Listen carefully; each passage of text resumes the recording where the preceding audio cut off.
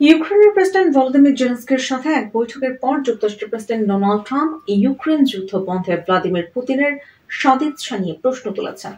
Pope ফ্রান্সিসের শেষকৃত্যানুষ্ঠানে যোগ দিতে গিয়ে তারা ওই বৈঠক করেছেন। রোম ছাড়ার পর সামাজিক যোগাযোগ মাধ্যমে দেওয়া পোস্টে ট্রাম্প বলেন, চলতি সপ্তাহে কিয়েভে মস্কোর হামলার পর তার মনে হচ্ছিল যে পুতিন তাকে ঘোরাচ্ছেন, না হলে বেসামরিক এলাকায় ক্ষেপণাস্ত্র ছোড়ার কোনো কারণ ছিল না। ট্রাম্প ও জেলেনস্কিকে সেন্ট পিটার্স ব্যাসিলিকায় পোপের শেষকৃত্যানুষ্ঠান শুরুর আগে গভীর আলোচনায় মগ্ন দেখা গেছে। হোয়াইট হাউস 15 মিনিটের ওই বৈঠককে খুবই ফলপ্রসূ হিসেবে উল্লেখ করেছে, আর ইউক্রেনের প্রেসিডেন্ট বলেছেন এটি ঐতিহাসিক হবার মতো। ফেব্রুয়ারিতে ওভাল অফিসে উত্তপ্ত বাক্য বিনিময়ের ঘটনার পর এটাই ট্রাম্প ও জেলেনস্কির মুখোমুখি বৈঠক। ট্রাম্প লিখেছেন, ইউক্রেনের শহরগুলোতে রাশিয়ার হামলার ঘটনায় তার মনে হয়েছে তিনি হয়তো যুদ্ধ বন্ধ চান না, তিনি শুধু আমাকে ঘোরাতে চান। এটা ভিন্নভাবে মোকাবেলা করতে হবে ব্যাংকিং বা নিষেধাজ্ঞার সম্প্রসারণ। এর আগে ট্রাম্পের দূত স্টিভ উইটকফ ও রাশিয়ার প্রেসিডেন্টের মধ্যে বৈঠকের পর ট্রাম্প বলেছিলেন, রাশিয়া ও ইউক্রেন চুক্তির খুবই কাছে পৌঁছেছে।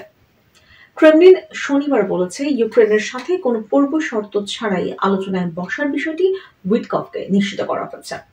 এর আগে হোয়াইট হাউসের বৈঠকে ট্রাম্প জেলেনস্কিকে উদ্দেশ্য করে বলেছিলেন, আপনার হাতে কোনো কার্ড নেই এবং তিনি রাশিয়ার বিরুদ্ধে বিজয়ী হতে পারবেন না।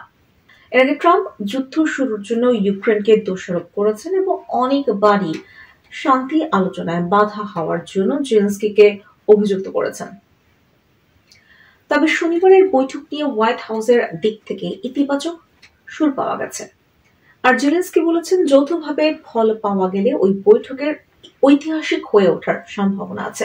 বৈঠকের দুটি ছবি প্রকাশ করা হয়েছে, যেখানে দেখা যাচ্ছে তারা দুজন গভীর আলোচনায় মগ্ন আছেন। ইউক্রেনের পররাষ্ট্রমন্ত্রী আন্দ্রি সিবিহাও সামাজিক মাধ্যম এক্সে এই ছবি পোস্ট করেছেন। ক্যাপশনে লিখেছেন, ঐতিহাসিক এই বৈঠকের গুরুত্ব বর্ণনায় কোনো শব্দের প্রয়োজন নেই। দুই নেতা সেন্ট পিটার্স ব্যাসিলিকায় শান্তির জন্য কাজ করছেন। ইউক্রেনের প্রতিনিধি দলের পোস্টে করা আরেক ছবিতে দেখা যাচ্ছে দুই নেতার সাথে দাঁড়িয়ে আছেন ব্রিটিশ প্রধানমন্ত্রী স্যার কিয়ার স্টারমার ও ফরাসি প্রেসিডেন্ট ইমানুয়েল ম্যাক্রো। এতে মনে হচ্ছে ব্রিটিশ প্রধানমন্ত্রী ও ফরাসি প্রেসিডেন্ট দুই নেতাকে কাছে আনতে সহায়তা করছেন। বৈঠকের পর ট্রাম্প ও জেলেনস্কি ব্যাসিলিকায় শেষকৃত্যানুষ্ঠানের সামনের সারিতে নির্ধারিত জায়গায় আসেন। জেলেনস্কি যখন আসেন তখন অনেক হাততালি দিয়েছেন। অনুষ্ঠানের সময় তারা পরস্পরের অল্প দূরত্বেই অবস্থান করে। একই সাথে ফরাসি প্রেসিডেন্ট সহ অন্যরাও ছিলেন। ইউক্রেনের কর্মকর্তারা দ্বিতীয় আরেকটি বৈঠকের বিষয়ে কথা বলেছেন, কিন্তু অনুষ্ঠানের পরপরই দ্রুত সময়ের মধ্যে রোম ছেড়ে যান ডোনাল্ড ট্রাম্প। জেলেনস্কি পরে ফরাসি দূতাবাসে গিয়ে ম্যাক্রোর সাথে সাক্ষাৎ করেন। এছাড়া ব্রিটিশ রাষ্ট্রদূতের বাসায় তার সাক্ষাৎ হয় কিয়ার স্টারমারের সাথে। এছাড়া আলাদা করে আলোচনা করেছেন ইইউ কমিশনের প্রেসিডেন্ট উর্সুলা ভন ডের লিয়েনের সাথে।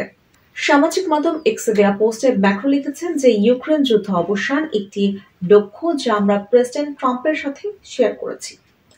তিনি লিখেছেন, ইউক্রেন নিঃশর্ত যুদ্ধবিরতির জন্য প্রস্তুত। ওদিকে ডাউনিং স্ট্রিটের একজন মুখপাত্র বলেছেন, ইউক্রেনের দীর্ঘস্থায়ী শান্তির জন্য যেসব ইতিবাচক অগ্রগতি হয়েছে তা নিয়ে স্টারমার ও জেলেনস্কি আলোচনা করেছেন এবং তারা সুযোগ পেলেই আবারও কথা বলবেন।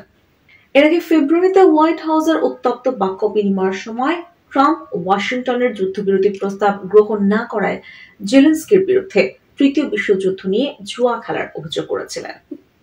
পরে ট্রাম্পের ক্রমাগত চাপের মুখে কিয়েভ যুদ্ধ অবসানে মস্কোর সাথে ভূখণ্ড ছাড় দিয়েও সমঝোতায় পৌঁছানোর বিষয়টি গ্রহণ করে। এই ছাড় দেওয়ার মধ্যে একটি বড় অংশের ভূমি এবং 2014 সালে রাশিয়ার দখল করে নেওয়া ক্রাইমিয়া উপত্যকার বিষয়টিও রয়েছে। জেলেনস্কি এর আগে এমন প্রস্তাব প্রত্যাখ্যান করে আসছিলেন। তিনি শুক্রবার বিবিসিকে বলেছেন, একটি পূর্ণাঙ্গ ও নিঃশর্ত যুদ্ধবিরতি সবকিছু নিয়ে আলোচনার সম্ভাবনা উন্মোচন করবে।